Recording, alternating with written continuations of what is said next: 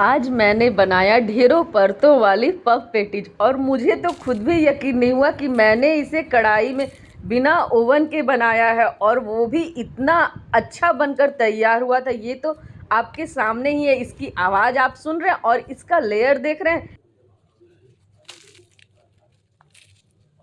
कितना अच्छा बनकर तैयार हुआ है। तो बिल्कुल कढ़ाई में भी हम मार्केट जैसा पफ पेटीज बना सकते हैं बिना ओवन के। और मैंने तो इसे फर्स्ट टाइम ही बनाया, पर ये फर्स्ट टाइम में ही इतना अच्छा बनकर तैयार हुआ। ये तो आप देख ही रहे हैं ये कितना अच्छा बनकर तैयार, बिल्कुल मार्केट जैसा बनकर तैयार हुआ और बनाना भी बहुत आसान है। तो चलिए वीडियो शुरू करने के पहले एक रिक्वेस्ट करूँगी कि अगर आप मेरे चैनल पे नए हैं तो प्लीज़ मेरे चैनल को सब्सक्राइब करें, जिससे कि मैं कोई भी वीडियो अगर बनाती हूँ तो सबसे पहले आपके पास जाए। तो चलिए इसे बनाना शुरू करते हैं। इसे बनाने के लिए हम 1.5 कप मैदा लेंगे, आधा चम्मच नमक लेंगे और 2 बड़ा चम्मच हम इसमें रिफाइंड ऑयल लेंगे और इसे हम अच्छी तरह से उंगलियों की सहायता से ऐसे मिला लेंगे। और जब हल्के मुट्ठी से इसे बांधे तो ये बंध जाए, बस इसी तरह का आटा हमें रखना है। फिर इसका एक मुलायम आटा गूंद लेंगे। और सबसे इम्पॉर्टेंट बात यहाँ पर यह है कि आटे की क्वांटिटी जितनी भी रहती है, अगर हम आटे को रिफाइंड ऑयल डालने के बाद या इसमें हम घी भी डाल सकते हैं, उसे मुट्ठी में बांधे तो वो हल्के हाथों से बंधना चाहिए, तभी जाके हम जो पफ पेटीज बना रहे हैं वो अच्छा बनकर तैयार होगा। फिर और आटे को रखेंगे साइड में। फिर हम एक साटा तैयार करेंगे। साटा बनाने के लिए हम 2 चम्मच मैदा और 4 चम्मच यहाँ पे रिफाइंड ऑयल लेंगे। आप चाहें तो रिफाइंड ऑयल के बदले घी का भी यूज कर सकते हैं और इसका पतला घोल तैयार कर लेंगे। आप देख रहे हैं ना, ठीक इसी तरह का घोल हमें तैयार करना है। और साटे को भी रखेंगे अब साइड में ढककर। फिर यहाँ पर हम उबला हुआ आलू लेंगे। आलू को मैंने पहले से ही उबाल कर रख लिया था और इसे हम घिस लेंगे या आप मैशर से भी मैश कर सकते हैं। और ये अच्छे से मैश हो गया है तो और इसमें हम आधा चम्मच धनिया और आधा चम्मच ही सौंफ लेंगे और इसे हम दरदरा कूट लेंगे और इसका यूज हम स्टफिंग में करेंगे। और इसका जो स्वाद आएगा ना, आप एक बार इस तरीके से स्टफिंग बना कर देखिएगा, बहुत ही अच्छा लगता है। और ये अब दरदरा हो गया है तो फिर एक कढ़ाई को हम गैस पे रखेंगे। उसमें हम 1 बड़ा चम्मच सरसों का तेल लेंगे। आप चाहें तो कोई भी तेल ले सकते हैं और इसमें हम थोड़ा सा मूंगफली फ्राई कर लेंगे। ये बिल्कुल ऑप्शनल है, आप चाहें तो डालें या इसके बदले आप हरा मटर का भी यूज कर सकते हैं। मैंने यहाँ पे बादाम डाला है और इसे हम मीडियम फ्लेम पे भून लेंगे। और ये भून चुका है तो इसे हम निकाल लेंगे। फिर इसमें हम 1 पिंच हींग डालेंगे और आधा चम्मच जीरा और जो धनिया और सौंफ को हमने कूट के दरदरा रखा था ना, उसे हम डाल देंगे। और तेल यहाँ पे ज़्यादा गर्म हो गया था तो यहाँ पर हम गैस को हम ऑफ कर देंगे। फिर कुछ मसाले ऐड करेंगे। 1/3 चम्मच हल्दी, 1/3 चम्मच यहाँ पे लाल मिर्च पाउडर हम डालेंगे और आधा चम्मच कश्मीरी लाल मिर्च। और तीखा आप अपने टेस्ट के अनुसार कम ज़्यादा कर सकते हैं। और 1 चम्मच यहाँ पे लहसुन, अदरक और हरी मिर्च का पेस्ट डालेंगे। और फिर अब हम गैस ऑन कर लेंगे और गैस का फ्लेम यहाँ पे लो रहेगा, जिससे कि मसाले हमारे अच्छे से भून सकें। आप देख रहे हैं ना, इसका कलर कितना अच्छा लग रहा है और तेल भी साइड से मसाले में दिख रहे हैं। तो बस इसी कंडीशन में हमें मसालों को ऐसे चलाते हुए आलू जो हमने बॉईल करके रखा था ना, उसे हम यहाँ पे डाल देंगे। फिर मसाले में आलू को डालने के बाद गैस का फ्लेम हम मीडियम रखेंगे और इसे हम अच्छी तरह से चलाते जाएंगे, जिससे कि मसाले आलू में अच्छे से मिक्स हो जाएं। फिर जो मूंगफली को हमने फ्राई करके रखा था ना, उसे भी हम डाल देंगे। फिर स्वादानुसार नमक डालेंगे और इसे हम अच्छी तरह से मिला के गैस का फ्लेम ऑफ कर देंगे। और इसमें बारीक कटा हुआ हरा धनिया डालेंगे। आप देख रहे हैं ना, स्टफिंग अब तैयार है। तो स्टफिंग को रखेंगे साइड में और जो आटे को हमने गूंद के रखा था उसे हम हल्के हाथों से फिर से एक बार मसल लेंगे। आटे को मसलने के बाद हम चाकू की सहायता से इसे 2 भाग में कट करेंगे। फिर इससे मीडियम साइज का हम लोई निकाल लेंगे। पहले आटे को ऐसे लंबा कर लेंगे और फिर इससे मीडियम साइज का लोई निकाल लेंगे। ये जो हमने मैदे का आटा गूंद के रखा था ना, इससे कुल 12 लोई बनकर निकली है। और ये तो आप देख ही रहे हैं, कुछ लोई बड़ी है और कुछ छोटी है। तो थोड़ा हम छोटा पेटीज भी बनाएंगे यहाँ पर और थोड़ा बड़ा बनाएंगे। और इस लोई को हमें बहुत पतला बेल लेना, जितना पतला बेल सकें उतना पतला हम बेलेंगे। तो इस बात का खास ध्यान रखना है कि जितनी पतली हम रोटी बेलेंगे उतना ही हमारा अच्छा मार्केट जैसा पफ पेटीज बनकर तैयार होगा।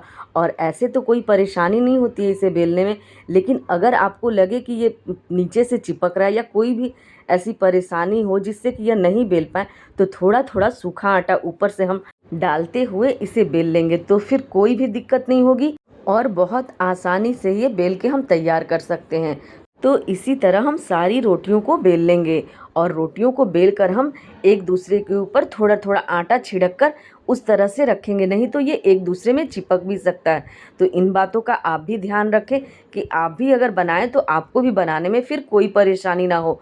और मैं हर एक बात क्लियर बताती जाती हूँ कि आप भी अगर ये रेसिपी ट्राई करते हैं या मेरी कोई भी रेसिपी आप ट्राई करते हैं तो एक ही बार में आप वो अच्छा बनाकर तैयार कर सकते हैं। और ये देखिए, जो रोटी हमने बेल के रखी थी उस पर हम जो साटा तैयार करके रखे थे ना, उसे हम अच्छी तरह से हाथों की सहायता से लगाएंगे और ये स्पून से अच्छी तरह से नहीं लग पाएगा, इसीलिए मैं आपको बता रही हूँ कि इसे हम हाथों से ही लगाएंगे।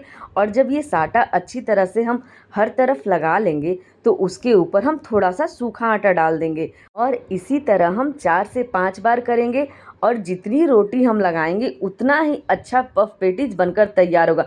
तो यहाँ पर मैंने 4 से 5 रोटी रखी है और इस बात का खास ध्यान रखना है कि जैसे हमने रोटी रखा फिर उसके ऊपर हाथों की सहायता से अच्छी तरह से हम साटा लगा लेंगे, फिर उसके ऊपर हम सूखा आटा डाल देंगे, फिर उसके ऊपर हमें रोटी रखना है। इसी तरह हमें करना है और जब ऐसे 4 से 5 बार हम कर लेंगे उसके बाद इसे हम बेलेंगे और इसे हम अच्छी तरह से हर तरफ से बेल लेंगे। हम इसे हर तरफ से ऐसे बेलेंगे कि ऐसा ना हो कि कहीं मोटा और कहीं पतला रह जाए, तो हमें बेलन हर तरफ घुमाना है। और जब हम इसे बेल लेंगे तो फिर इसके ऊपर भी हम साटा को अच्छी तरह से हाथों से लगा लेंगे। और आपको तो बहुत टफ लग रहा होगा इसे बनाना, पर कोई भी मुश्किल नहीं है, बस जो समय लगता है रोटियां बेलने में लगती है, बाकी कोई समय नहीं लगता है। और ऐसे तो मार्केट से ला कर खाना बहुत आसान है, पर जो घर पर हम फ्रेश सामानों से बनाते हैं ना, उसकी बात ही अलग है। घर पर जो हम बनाते हैं उसका टेस्ट भी बहुत अच्छा लगता है क्योंकि वो हम खुद से बनाते हैं। तो एक बार ये रेसिपी ट्राई करना तो बनता ही है और आप एक बार ये रेसिपी ज़रूर ट्राई कीजिएगा, फर्स्ट टाइम में ही बहुत अच्छा रिजल्ट आता है।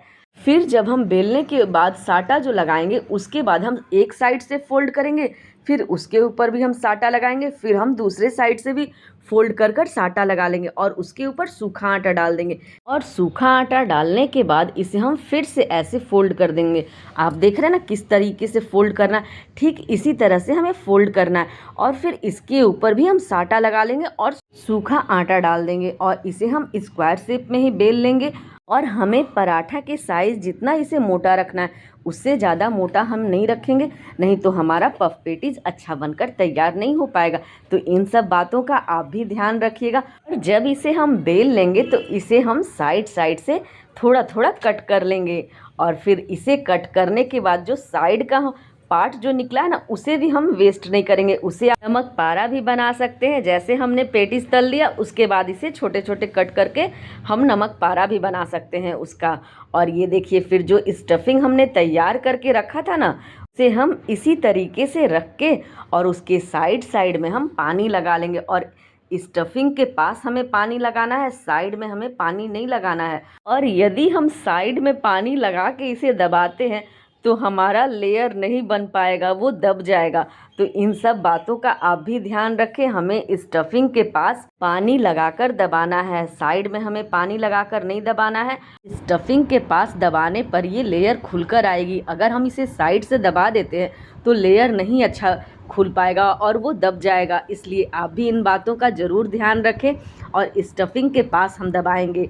और इसी तरह हम फिर से सारे पेटीज़ को तैयार कर लेंगे। और आप चाहें तो छोटा या बड़ा किसी भी साइज का बना सकते हैं। यहाँ पर मैंने 2 साइज का पेटीज तैयार किया है, एक बड़ा और एक छोटा।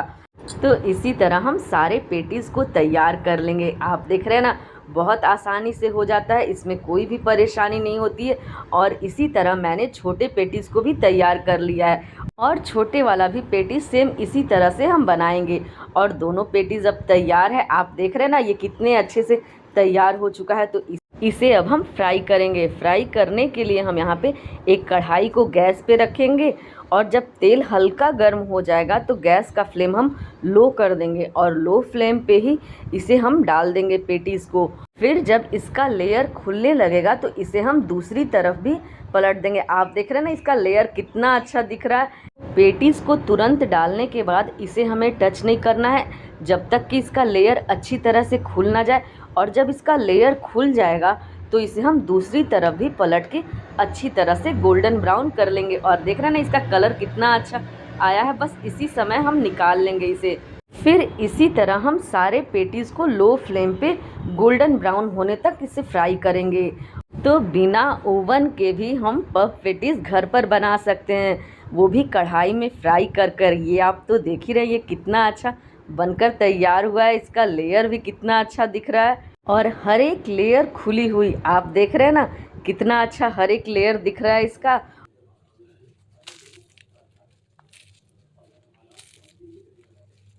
और ये आवाज़ आपने सुनी ना, कितना कुरकुरा और अच्छा बनकर तैयार हुआ है परतों वाली पफ पेटीज़। आप देख रहे हैं ना इसका स्टफिंग वो भी कितना ज़बरदस्त देखने में लग रहा है, और देखने में ही नहीं इसका स्वाद भी बहुत अच्छा लगता है। तो आप एक बार ये रेसिपी ज़रूर ट्राई कीजिएगा। और यदि मेरा वीडियो आपको अच्छा लगता है तो प्लीज़ मेरे चैनल को लाइक कीजिए, शेयर कीजिए और सब्सक्राइब कीजिए।